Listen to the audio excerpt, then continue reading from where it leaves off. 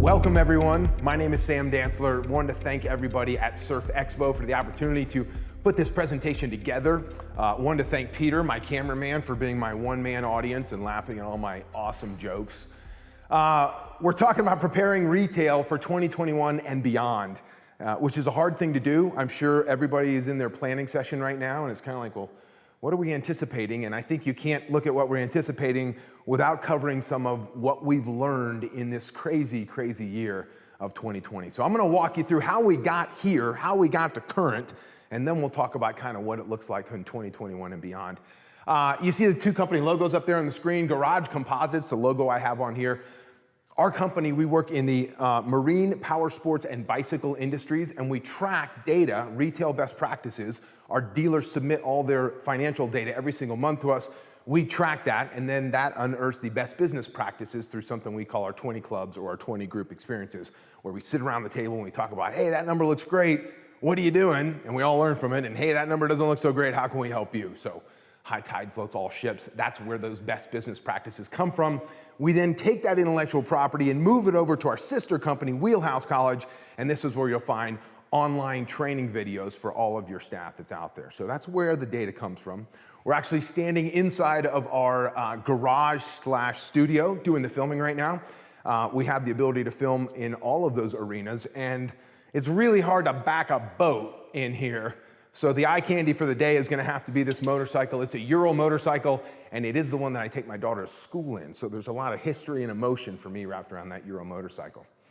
That being said, let's jump right in. I got a little cheat sheet here and a little water. So the first thing I want you guys to think of, before we start talking about kind of how we are, where we are, and what we're gonna look at as we move beyond, I want you to celebrate. Celebrate good times. Come on, man, I can't dance. I got like 3 square feet to work with here. But that song, 1982, Kool and the Gang, celebrate one of the greatest party songs ever written. And why do I bring it up? Because I think a lot of us are sitting here saying, oh, we're so tired, and we just don't have enough inventory, and we have all these problems going on right now. And I'm like, hang on, because if I would have told you in late February and early March that you were gonna have the problems of excess and no inventory, I got this cash and I don't have enough inventory, and we're selling everything we can get our hands on, whether it's surfboards or boats or skateboards, like everything in the want-based retail industry is flying off the shelves. This is the problem we have?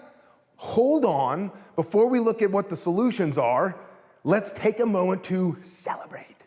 And if you don't like the word celebrate, get down, get down, get down. Is that your song? Is that your gig? You wanna just do this? You wanna have a rave? You wanna have a party? I don't care what your vernacular is. Take a moment to stop and be grateful for the position that we're in. Because I think a lot of us in February and March thought this could go a whole different direction right now, and it didn't. So let's celebrate that fact first and foremost. I think maybe that's the end of the dancing. We'll see how I feel as we move along. Let's talk about the elephant in the room. It's been interesting. I think in February and March when COVID hit, certainly for our company, it's kind of like, what? I mean, for a consulting company that works with retail stores, brick and mortar stores, to be told that a bunch of those brick and mortar stores may be and eventually were shut down is kind of like, oh, this is all new. Now, my business partner, Tony Gonzalez, and I also have a podcast where we were every week on the air talking about, here's what we know, here's the latest, whether it was PPP loans or here's how to keep your doors open without actually keeping your doors open, which brings up the virtual side of the business that I think was new to a lot of people. But, you know, COVID really brought out a force multiplier, as we like to say, which means if you were really good at something, COVID amplified it. This whole, I mean, as we look back here, we're on the later stage of 2020. As we look back, it made whatever you were doing that much bigger. And if you were bad at that, it made that bigger as well. If you were bad at inventory management, it made you bad at inventory management. If you were really good at virtual selling before COVID ever hit, you became the place to go. You became really good at virtual selling. So COVID kind of amplified our strengths and really, really highlighted our weaknesses. About the same time, I got referred to a book called Anti-Fragile by Nassim Nicholas Taleb, okay? This was a hard read. This was a data-filled read. Let me tell you something, it was a brilliant read. Now, this guy wrote a book called The Black Swan earlier, and he talks about black swan events, like an event coming in that you could not have anticipated, and what do we do with that kind of an event? And Anti-Fragile talked about, do you have a business that is anti-fragile? Because if you think of the word fragile, right? Like, yeah, it's very fragile. That piece of porcelain is very fragile. Well, what's the opposite of fragile? Strong, tough, I don't know, because some of you could have said, well, I had a really strong business in 2019. Sales were good, inventory was good, my staffing was good. But if it all fell apart because a black swan event came in and wiped it out, it wasn't strong. It was actually fragile. So how do you create a business that's anti-fragile? Realizing that it's very hard to come up with the opposite word for fragile. I'll give you an example, personally. With a consulting company that works in the retail space, we recognized how dependent we were on live meetings, live events, live keynotes. Everything we did was live. We run management training academies that are live. We run our 20 group experience where we sit around the table and talk about what's working and what's not in the industry live. So all of a sudden we thought we were strong until this thing called COVID came in and all live events were off the table and we're sitting there going, this isn't good. So we, like a lot of you, had to pivot very quickly and say, what are we going to do? How do we spin this thing around? How do we truly, in our scenario, embrace virtual meetings? We tried Google, we tried Zoom, everybody's tried Zoom. We tried Blue Jeans, that's another one that's out there. We tried Cisco, we tried every platform you could think of to figure out how we can engage people in virtual events. And I'll tell you what, we got really good at doing our training in the virtual sense. The 20 group experiencing, we're still working on that. We're still trying to improve that thing. But it's every day the thought process of, okay, how do we pivot? How do we make a better experience for our clients? And how do we move past this? And I know that every single one of you has been in that position as well. How do you put yourself in a position of being anti-fragile? You guys are dependent on front door swings, live people coming into your brick and mortar stores. Well, that's kind of tough when everybody's walking around with a mask, if they're walking around at all, and depending on what state you're in, how much of a lockdown you had or still have. So what do? Well, I'll tell you what, internet sales were running at about 14%. So of all of retail, internet sales accounted for about 14% of all sales coming into 2020. Now that number has gone up, but I promise you, it is still far less than 20%. So internet sales, virtual selling was still the thing of the minority. And companies like Amazon, obviously, were crushing it with those sales. But a lot of brick and mortar sales, a lot of brick and mortar stores, that was just something else we did. Now it's become something we've had to focus on. Even if the goal is to drive them in the store, eventually, we've had to learn how to communicate in a virtual world. So whether it's video conferencing or whether it's understanding text messaging or how do we leverage Facebook Marketplace so that we can start that text string with a customer and then when do we bring a manager on board? These are things we haven't had to deal with. So we, you, the retail community, have had to get really good at the virtual internet side of the business where maybe all of your focus had been on front door swings. You're pivoting. We're doing what's necessary. We've had to focus on things like data points coming out from Facebook. 19%, if we're talking about videos that receive the most engagement online, which is what we want, how do we keep them engaged with us to hopefully get them in the store? 19% are promotional. The smallest percentage of them out there are, hey, we're having a sale. Yet I bet you if we look at 2019, more than 19% of what you pushed out there was, hey, we're having a sale. So what creates engagement? 44% informative, 37% entertaining. So you know what? Teach me something, make it fun. Those are the most engaging things on Facebook, not trying to sell me something from a business standpoint. We'll talk about why here in just a little bit. So if you take another stat from them, native Facebook videos receive up to 8 times higher engagement than those shared from YouTube. What does that mean? That means instead of taking your cool video, and I don't care what it is, somebody doing some crazy ollie at the skate park and dropping it on YouTube and then putting the link from YouTube on Facebook, take the video directly and put it on Facebook, you'll get 8 times more engagement. Now, number one, these are some pretty cool stats to know if you're running the business.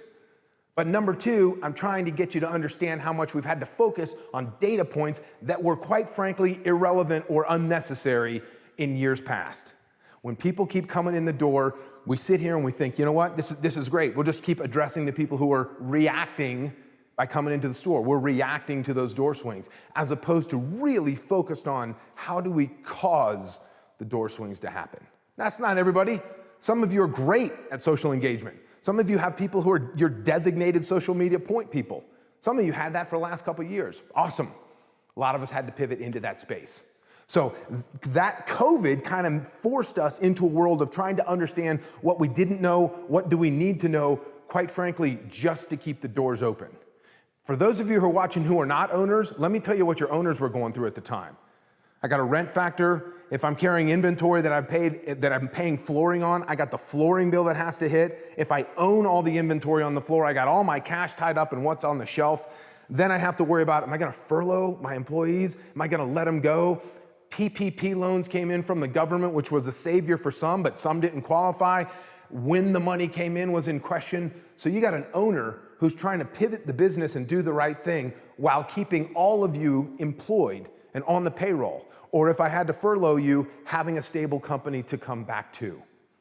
That's a big job. Everybody is spun up right now. Everybody's tired right now. We'll get to that in just a little bit. When we start talking about, I'll get to the boating side of the fence in just a second, but let's talk about the skate parks. I just heard a podcast by Joe Rogan, it's probably 2 months ago.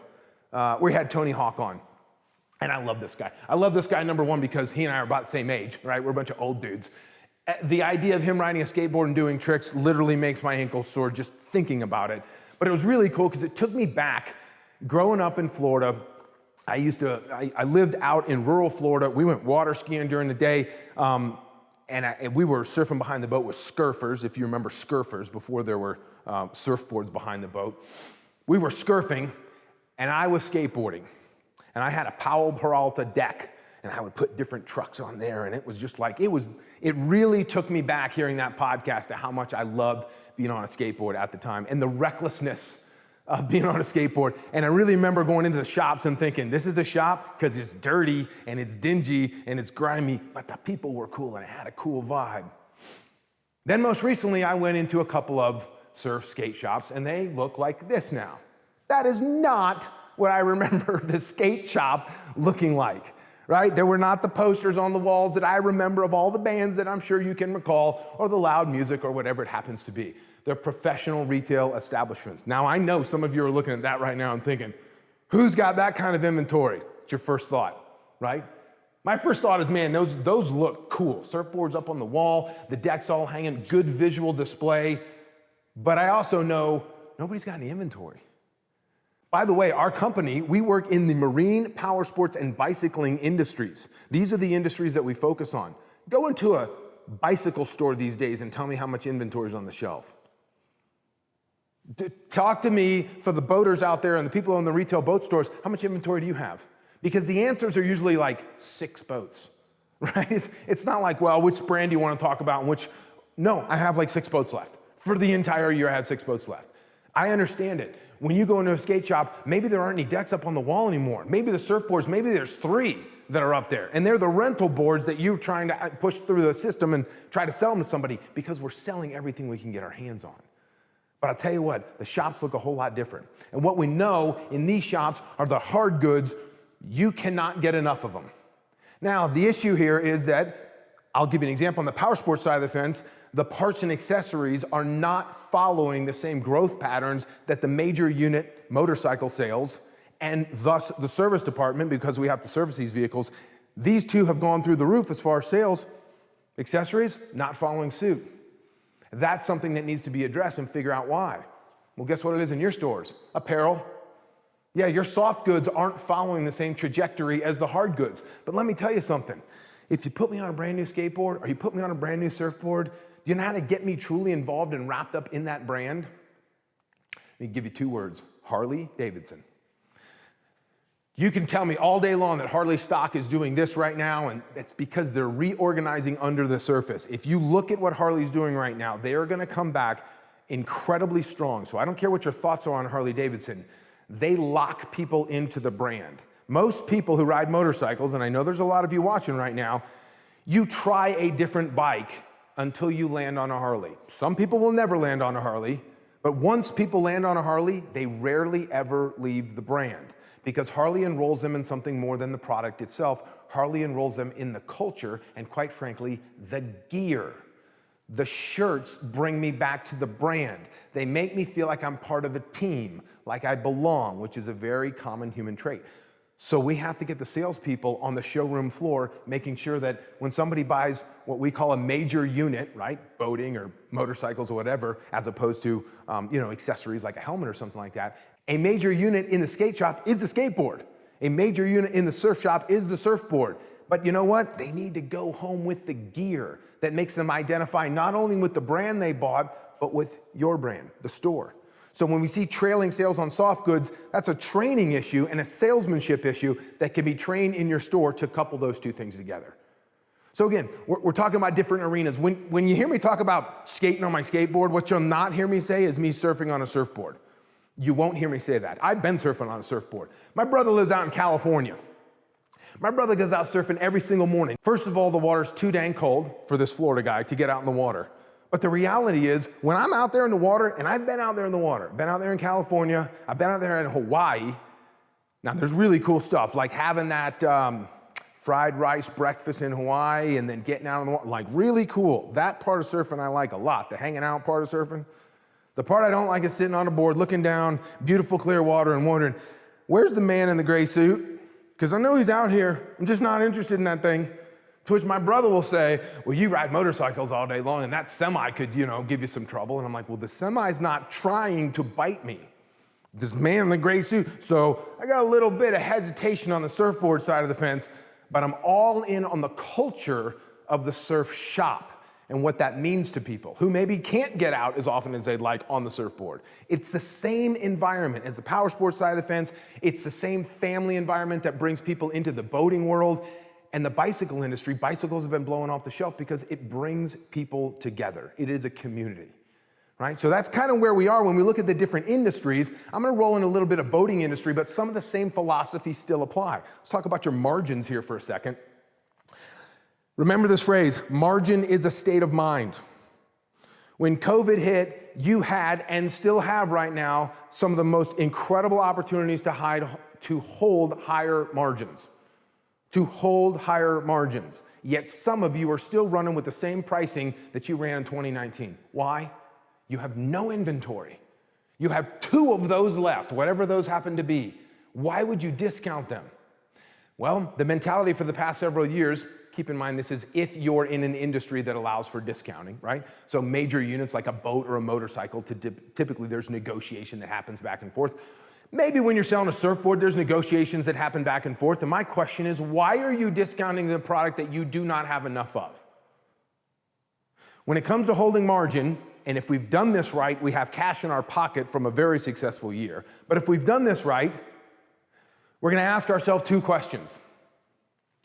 Every deal for every dollar, and can I replace the customer or I replace the product? And if you really want to get technical, I'll put a question mark after that and say, did I operate under the clause of every deal for every dollar? Question, as opposed to statement. And can I replace a customer or replace a product? Because it works like this. If this is the widget for sale, whatever industry we're talking about, and I want it for X amount of dollars, and you're trying to buy it at X minus something from me, every deal for every dollar. We're gonna start at full retail and we're gonna work it backwards to whatever number is the number that you would take it home. And then whatever that number is, I have to ask myself as the manager, is it easier for me to get another widget or is it easier for me to get another customer interested in that widget?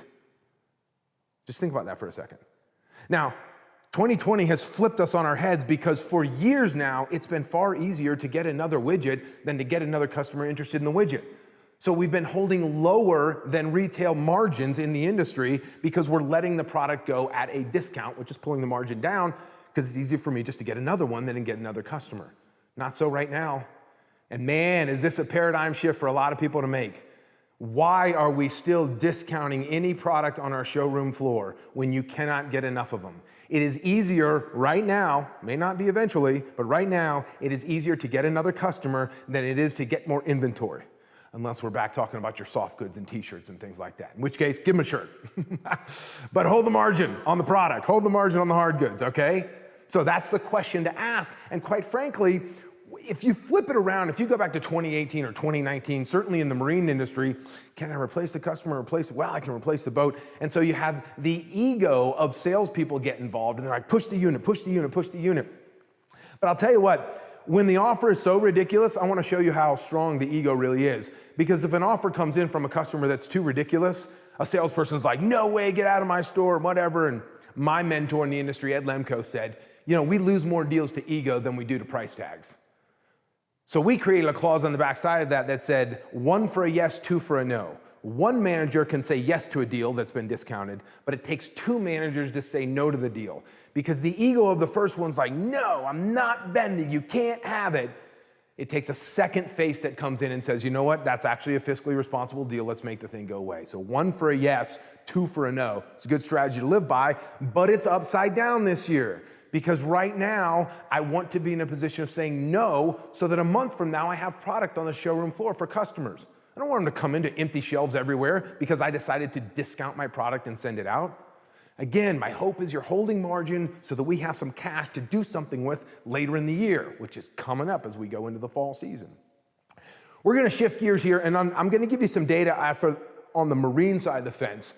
I promise you it applies to all of want-based selling. RVs, surf shops, motorcycle shops, marine shops. I'm gonna give you a couple data points here. This one's pretty simple. It just says, we've done a great job convincing the customer to become a boater. Let's keep the experience going. Well, what does that mean? Let's keep the experience going. You mean actually follow up on a sale? Now, right now, the people who are selling major boats are like, well, yeah, of course we follow up on sales. Let me ask you, if you sold me a surfboard, are you following up on the sale? If you sold me some sex wax, are you following up on that sale? If you sold me a new set of trucks, are you following up on that sale? Is somebody calling me to follow up on that sale? At the point where we're talking about a $200,000 boat, most people are like, yeah, I hope someone's following up with me. I'm talking about all along the way. What are we doing to keep them involved?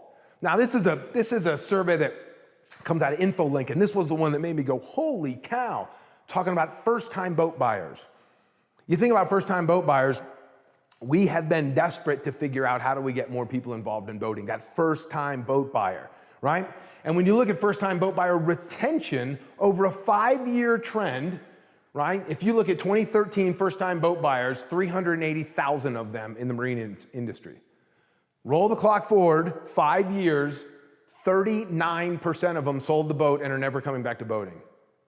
How utterly depressing is that? We work so hard to get them involved, and then all of a sudden we can't keep them involved. Do you know why? Because someone never told them how to put the boat on the trailer. Someone never told them how to fix the bilge pump. You're talking about simple things. We just sold them a product and said, there you go, see you later. Sell me that surfboard, where am I going? I'm going to Jaws, it's my first time ever. No, you're not going to Jaws. You're not going to that surf break on your first time out, but that involves a conversation and some follow-up and how was it and what did you learn? We have an obligation to enroll people in our lifestyle, not just sell them something. It's indicative in the data points on first-time boat buyers. Now I'm gonna hit you with 2 more slides, and they have some bullet points on them. I'm not a big fan of bullet points on slides, but bear with me, they apply to absolutely everybody watching, and it stems from this lack of follow-up, if you will, and I'm using the first-time boat buyer to get us there. Pre-COVID, 42% of all first-time boat buyers sell within 5 years and leave the sport. Now, the last slide I just showed you was a cool visual. It said 39%, but 39 to 42%, 4 out of 10 play the game and then leave the game. That's not cool, okay? 8 straight years of declining numbers for first-time boat buyers. We had 8 years of declining numbers, and then think of 2020. Think about how many first-time boat buyers we had. That goes for everybody out there. That goes for the guy that hasn't been on a skateboard for 20 years because I started a family, and then he walks back in your store and buys a brand new deck. Who's following up with him? Same thing. 8 straight years of declining numbers. And then this year, we got all kinds of sales. What'd you do with them? Good that you got all kinds of sales. What'd you do with them? First-time boat buyers increased 33%. Remember, 8 straight declining years for first-time boat buyers. And then in 2020, quite frankly, Q2 of 2020, 33% year-over-year increase. We don't have all the data for Q3 yet, but you all know that Q3 was just as powerful as Q2. Q2 was still scary, man. Q2, we still had shutdowns, and we had a 33% increase of first-time boat buyers. What are you going to do to keep them involved? From June of 2019 to 2020, customer satisfaction index on first-timers was at 92%. And whereas we may think, oh, that's really good. That's a 12-month survey, by the way. That's down 6 points. That's down 6 points. But you know what the real killer is? The NPS, the Net Promoter Score. If you've never heard that, that's the net number of people promoting your business. Man, those guys were great. Make sure to go see Jimmy. So it's good that my 12-month review is still 90-something. Like when I think of those numbers, I think, well, that's like an A on a test. If I got a 92 in school, man, I was crushing it. Quite frankly, if I got a 76 in school, I was still doing pretty well, me personally. But a 76% of the people are promoting your business. Industry report came out from the MRAA. I'll give you a slide on that here in just a second. But the report said, right now, CSI scores are going down when we know that unit count and inventory has gone up. That is a bad thing to have. That is a whole bunch of people who will now be exiting the sport because CSI isn't there and nobody's following up with them. It's great that our unit sales are going up, but nobody's following up. And I get it. A lot of you are running short staff. A lot of you are selling everything you get your hands on. When would I possibly have time to follow up? You can outsource this. The MRAA actually has a program in the boating world for $1,600 for the year. Somebody will handle the follow-up on all of your first-time boat buyers. I don't care how it's done. I care that you recognize that it needs to be done if we're to keep these people in the fold and get them coming back on their second, third, and fourth product, right? Here's another slide from MRAA, Marine Retail Association of America. This one came out in 2019, and I find this one to be fascinating. As we talked earlier about the need to pivot into the virtual space, the need to reach out to people, possibly have an entire engagement on FaceTime with them as I walk around the store and I'm their private shopper and walking around with them, right? How many of those come in as a quick little lead? And I always call that the buyer's journey. Before we can talk about CSI scores, customer satisfaction index scores, I'm not a customer yet. But my journey as a potential buyer leads us into hopefully buying and then having a satisfaction index that's indicative of you having a great, well-run store and me coming back. But the buyer's journey happens before the CSI happens. Every touch point along the buyer's journey is a place to win me over for life or lose me forever. The quickest way to lose me forever is don't respond to me. 2019, let's look at the response. When digital leads come in for, hey, I want a new boat. 163 dealers contacted. By the way, the MRAA has some of the best dealers in the country. They really are the best, most proactive dealers, constantly looking for education, like you, sitting through training seminars just like this one. So know that. These are some of the best dealers in the country. 163 of them got contacted. Before I go down the line, I'm just kind of curious, what's your response rate? If I send you an email, hey man, I'm interested in a boom, how fast do you get back to me? Well, 30 dealers responded within an hour. Okay? 13 responded within an hour and 2. Okay, 13 of you got back. So total 43 got back to me inside of the first 2 hours. Right? We keep going down the list. 50 responded between 2 and 24 hours. 15 responded more than 24 hours later. It took you, I'm trying to buy a $200,000, $300,000, $400,000 boat from you, and it took you more than a day to get back to me. Remember, 2019, not the frantic sales of 2020. And then look at that last one. 55 dealers, 33.7%. A third of the dealers did not respond. You did not respond. Question for you, do you think that number of lack of response on hot leads coming in through the internet, through an OEM push lead to you, you think it's more or less today in 2020? I am not judging you. I'm trying to show you the headroom that's available, and it's here right now. There's headroom in margins. There's headroom in inventory. We're getting there. And there's headroom right here in response time to your dealers. Every one of the buyer's journey touch points is a chance to win me forever or lose me forever. And the first way you're going to lose me forever is don't respond. Don't be in that position.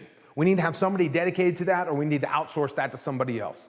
I'd rather have somebody who's not affiliated with your business at least attempt to reach out and let me know that somebody will be calling me, as opposed to it just going into la la land. What about an automated email, Sam, that it responds right back to him? That's great in addition to the personal response. It's not instead of the personal response, okay? Headroom, gang. We got all these windows of opportunity.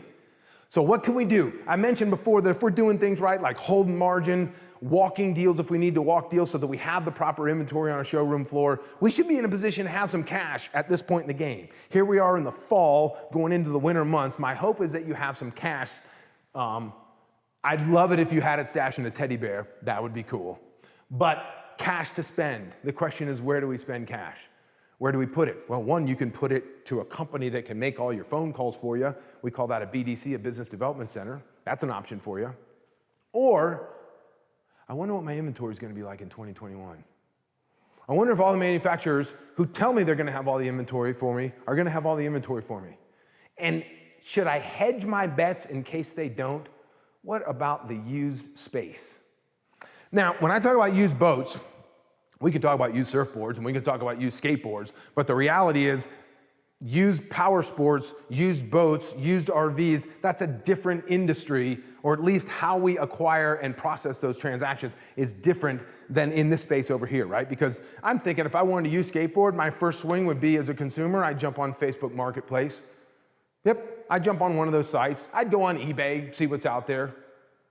But when you talk about the major unit, if you will, space, that typically involves a bigger transaction or a bigger level of, hey, I think I'm gonna go check out a boat. Well, where are you gonna go check that out? You're gonna look them up online, you're gonna go to somebody's house. 2 questions for you. Number 1, 50 cars on a Saturday. Let's say a dealership sold 50 cars. I know it's automotive, just bear with me. 50 cars went out. How many of them do you think had a trade-in? I heard somebody say all of them, might have been Peter. The answer is probably 45 had a trade-in, 45, which the translation of that is somebody needs to get out of something to be able to get into that something. I got to get out of this to be able to get into that. I may get out of an RV to get into a boat. I may get out of a motorcycle to get into an RV, I don't know. So I want to have the ability to get somebody out of. One of the things about the bicycle industry, as we see price points going up into the $12,000, $13,000, $14,000 for a bicycle, you're playing in a space where you need to be able to take the trade-in to get the person out of what they're into so they can apply some credit to get into the next one.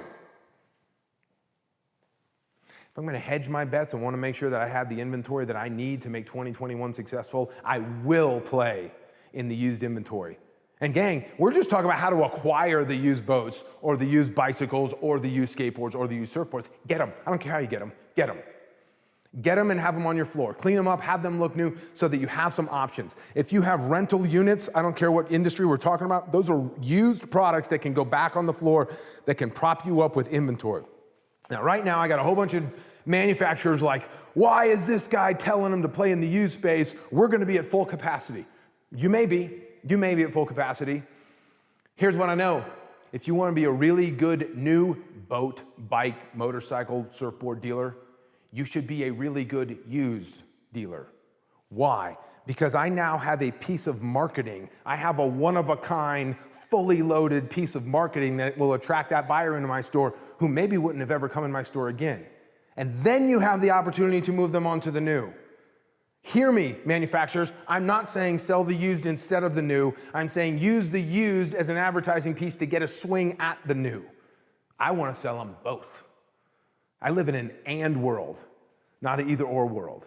This motorcycle, my daughter asked me one time if when I told her I was getting a new motorcycle, she said, Daddy, which one are you going to get rid of? And I said, baby, Daddy doesn't live in an either or world. Daddy lives in an and world, which was really funny until she learned how to say that herself.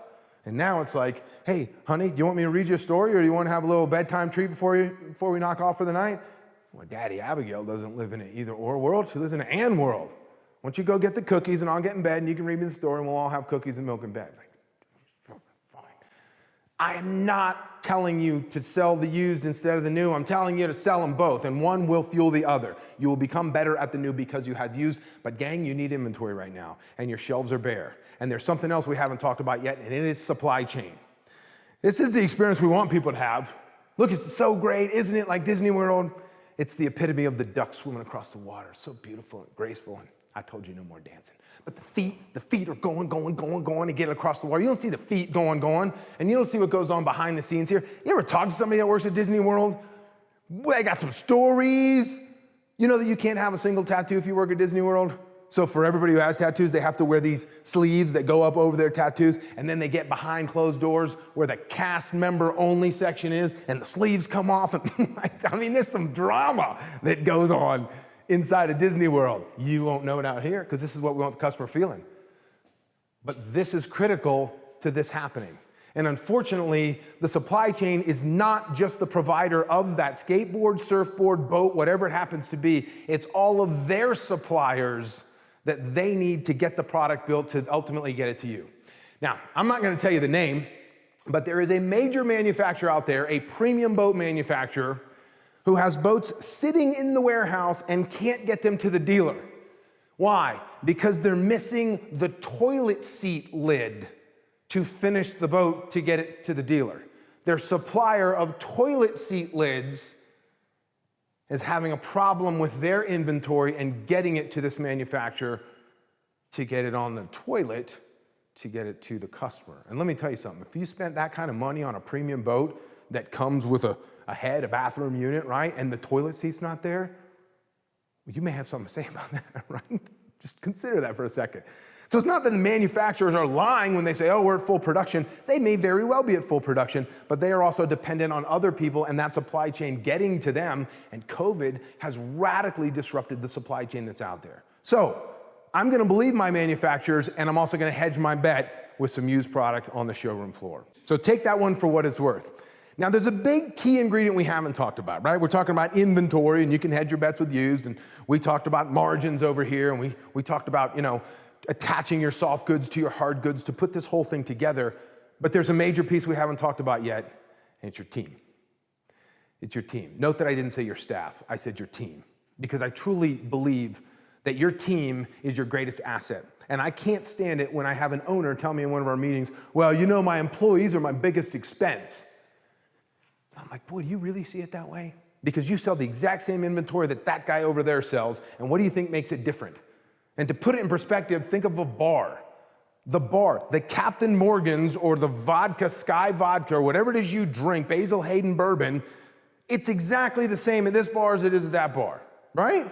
And the bottle's the same, the glass is almost identical, the ice, what's different? Bartender, music, environment. The team is the differentiator. The team is the reason you go there instead of over there. Your team is not your biggest expense, it is your biggest asset. And in all fairness, I mentioned this before to the teams that are watching, your owners have done everything possible to keep you on board. The hurdles that owners have had to overcome this year, I promise you, I'm speaking from experience on this one, the hurdles were so extraordinary and continue to be, but most of us realize, I want to keep my team intact. I want my full team intact. I'm not going to lose anybody. Doesn't mean we haven't lost anybody. It means we are striving to keep our team intact because we know you are the difference maker. But you know what I know about you right now? You're tired. You're tired. Your owner's tired. You're tired. And you know what you need more than anything? You're doing a great job. I'm so grateful to have you. Like, the goal is appreciation. Everybody wants appreciation. Check the surveys from people who come to give speeches at your events. 99 of them could be, you know who the worst people are at reading the surveys? The people who give the speeches. Because 99 of them may be awesome. Like, oh, yeah, okay. Yeah. And then you get that one that's like, yeah, I really didn't connect with that guy. What do we want to hear? I want to hear you did a good job. Everybody at every age wants to hear that you did a good job. And you know what? It isn't said enough. And it certainly this year hasn't been said enough. Some of you have amazing owners, but it doesn't hurt to say it again. You guys are doing a really good job. Now, sometimes that is not enough. And I suggest to you at the end of this calendar year, we are all spent. We are all frazzled. We're all just like, holy cow, I feel like somebody put me in the washing machine with my clothes and then finally drug me out at the end of it all. I want to talk about something called reciprocity. It is a closing tactic, but I don't want to talk about it in terms of closing tactics. The law of reciprocity says if I do something for you, it inherently makes you want to do something for me. That's why it's a closing tactic. Most obvious one would be the puppy dog close. If you're going out and looking for a brand new car and somebody says, just take it home with you. If you don't like it, bring it back tomorrow and we'll figure it all out. That is the puppy dog close. Take the puppy home with you, knowing you're gonna get home and go, oh my God, the coolest puppy in the world. Gotta be a bulldog if I'm gonna react like that to it. But the car, you're not gonna take the car and bring it back. So very few people do. They take the car and their brain goes into, can't believe they let me take the car home. And then you go home and you convince yourself why that is the right car. Reciprocity says, I will buy it from that person because they afforded me the luxury of taking it home. Do you know how I know it works? Here you go. Here's the true test. Somebody gives you a gift for the holiday season and you were not expecting a gift. Like, I don't know, Easter. You ever get a gift on Easter? Like, or that's kind of one of those like, I'm not 12, but I'm getting a gift for Easter. Like, I getting a gift for Christmas or getting a gift for my birthday, but like some kind of a holiday that I normally wouldn't expect to get, then someone gives you a gift. Now, wouldn't it be great if we got the gift and we just received it with love and said, man, Peter, you're a really good person. I haven't told you enough how much I care about you. This is a great gift. Thank you so much for this. I really appreciate it. And it could just end. It doesn't happen. Because you know where my brain goes? Oh, crap. I gotta get Peter a gift. Do I get him a chocolate bunny? Do I get him some of those little candy eggs? Well, now I gotta go get him a gift. Why does that happen? And you've all experienced that. Somebody gives you a gift and your first thought is, thank you, this is so wonderful. You can't just receive it, you gotta repay the favor. Why? Because it's ingrained in our brains from when we used to live at a tribe that I'll watch the fire, you go kill the lion, and you take care of those pesky kids and make sure the saber-toothed tiger doesn't get them. Reciprocation, the law of reciprocity is ingrained in what it means to be human. So people use that not only as closing tactics, but reciprocity has to do with when you put a training video up on your website. Remember what we said about Facebook engagement? You're giving me something that I didn't ask for. That's really cool. You know what I'm going to give you? My business. We have to be in a position to be able to give back to our employees and our team members who've been giving to us this whole time. The reason there's a tire up there is because whether you knew it or not, there's a number on the side of any tire. Car tire, trailer tire, motorcycle tire. It's a date as to when the tire was created, when it was built at the factory, when it was molded. This one says 1317. That is the 13th week of the calendar year 2017. So what we teach service writers to do in the motorcycle industry is go up to the tire and say, hey, let's check your tire tread depth, and you can put a penny in there and train them as to where the tire tread depth should be. And then you show them this little tidbit, like maybe you didn't know this, but this tire was dated when it was created, and most tires have a life of about 7 years on them. Before the compound gets hard, they start losing traction and stuff like that. So just a little tidbit, you can check it on your car tires when you get home. And that person walks out going, that's cool. I'm going to tell my wife, I'm so smart. Look, honey, I just checked all the car tires and our tires are good. I want to let you know that I know how to do that. It sounds silly, but we gave them something in return for hopefully them continuing to give their business to us. It's called reciprocity. And with our staff, we need to reciprocate. It goes both directions. I'll always want my staff to have one less day a week at 100% every day you come to work than you coming to work for 70% and having to burn you out every single week. Because a lot of other things start to fail as a result of that. And I know a lot of people watching this are feeling that right now. So we're going to come up with a couple solutions. More than a paycheck. Well, I gave them a bonus. Good. They deserve a bonus. I'm glad you also gave them a bonus. More than a paycheck. What can I give to continue to get that level of loyalty back from you? Well, how can I show that level of appreciation? A couple of really good ideas that stem from a lot of our 20 group meetings. These have been put into place and they work very, very well. Number one, group ride. Most of us don't work in this industry because we're killing it with money. We work in the industry because we love the industry that we're in. So when's the last time you let your team go out on a group ride? Or you all took surfboards out and you went to that break as a team. When did that happen last? I wonder how well that would be received. Product demos. You know what? Why don't you take the boat home for the weekend? If it's a rental boat, what are you out really? Take the boat home from, if I have a boat and it's available and my team has always wanted to get there and I have a family that wants to experience the boat, I think you should take it home this weekend. If you trust the person and it's covered in your insurance policy, check that box.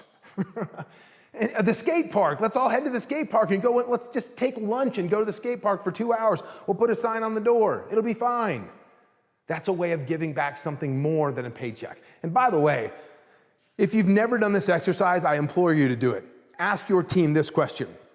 If you won a prize and the reward was either cash, $500 in cash, $500 in lottery tickets, or $500 worth of time off. Ask your team, how many of you would take the cash? You'll see about a third of the hands go up. How many of you would take the time off? You'll see more than a third of the hands go up, and the remainder would take the lottery tickets, which is to say, people want different things than maybe what you want. Give them the opportunity to have several of these things as a thank you for all the work that they've put in, right? If you're scrambling, if you're busy, if you can't get to all the leads, I promise you, them being gone for 1 hour to take a 2-hour lunch to go do something they want to do with their family is worth it for the team member that comes back. How about an employee appreciation week? Note that I didn't say, how about getting pizza on Friday? Can we just not have pizza one time? I love pizza, but can it not be pizza? Can it be like a gourmet sandwich shop one day? And like every day, maybe there's something different for them. It's an appreciation where we're gonna sit together, assuming social distancing works and it works for you. You're gonna sit together and we're gonna have lunch together. How about a Blue Apron box? How about I'm gonna send a really nice custom meal to your house so that you and your family can hang out together and build this. If you've built one of these little kits at home, they're fun. They're enjoyable. It's really good food. It's really healthy. Find out if they're vegetarian. Find out if they really love steaks. Go above and beyond and have a whole week where we're gonna do nothing but celebrate you and me thanking you for all the work you've done. Scavenger hunt. I love these. Somewhere along the line, we got old and adult and we're like, well, we can't play anymore. Why can't we play? If you looked around at things in my garage, you'd realize that I play. I'm playing, man. We got a trampoline, and people are like, oh, you got your daughter a trampoline? I'm like, yeah, I got my daughter a trampoline. Probably 51% true, right? We gotta play.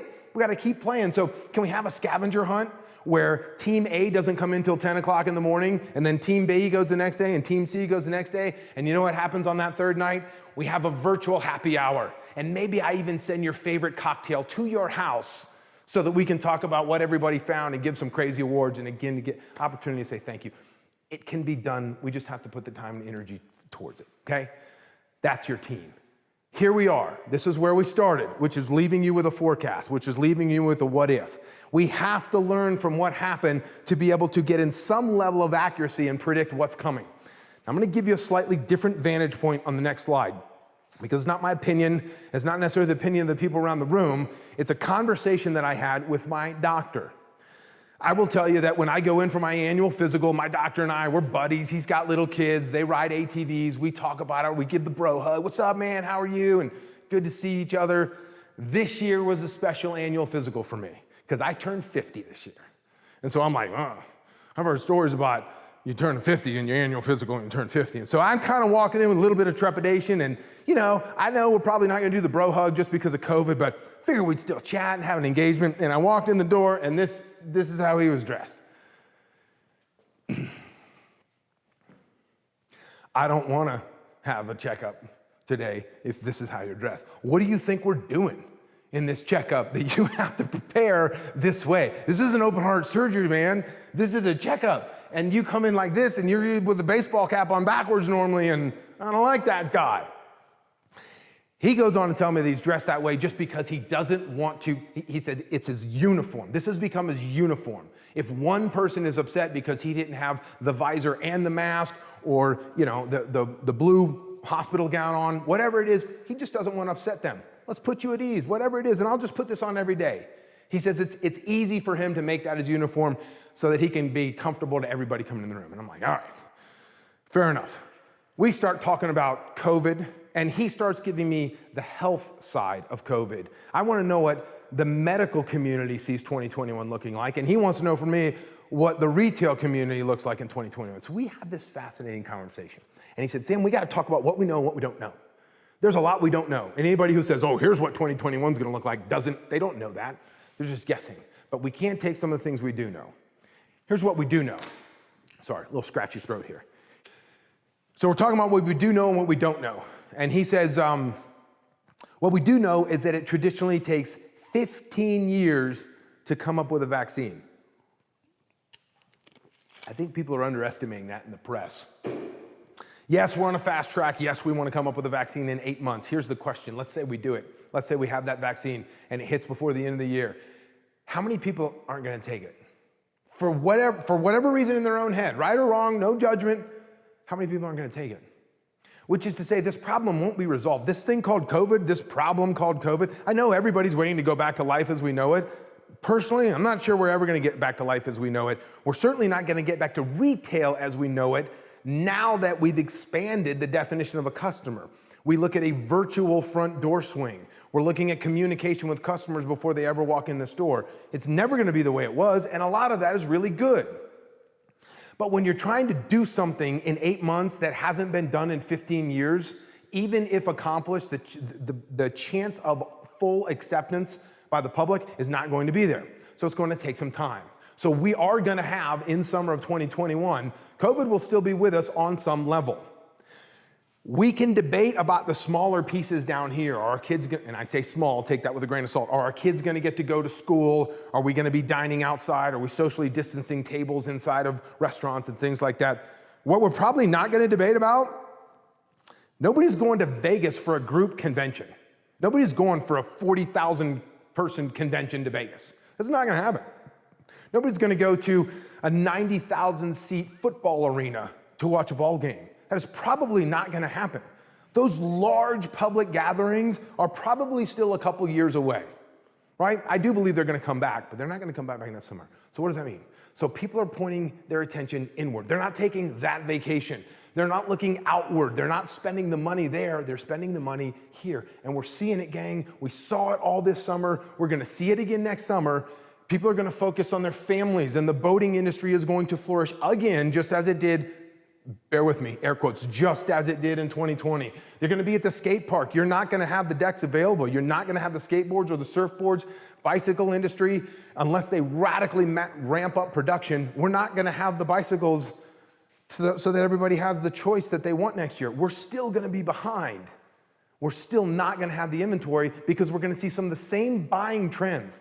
To be fair, boats are typically a 6-year turn. Power sports are typically a 2-year turn. In other words, we turn our inventory as consumers every 4 to 6 years with boats, 2 years typically on the motorcycles, lesser amounts as you get into some of the smaller price points over here. But we maybe have taken some people out of the market thinking that they're going to come back next year and buy again, right? So maybe our sales aren't going to be what they were in 2020, but they're still going to be very strong for the reasons we just discussed. So what are we telling our dealers to do?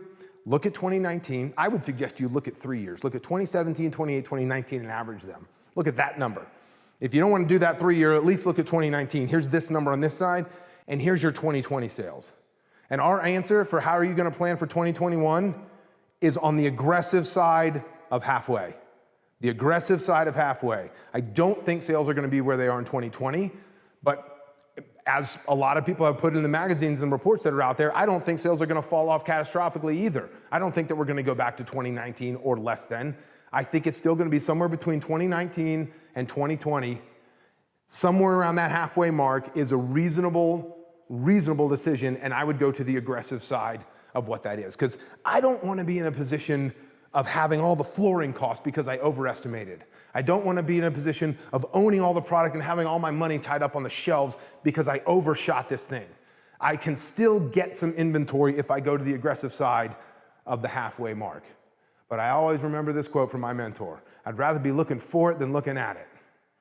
Nobody ever went broke for what they did not buy, okay? So somewhere in there is a reasonable suggestion because we're still going to have this going on in 2021. And quite frankly, I think this was a real blessing.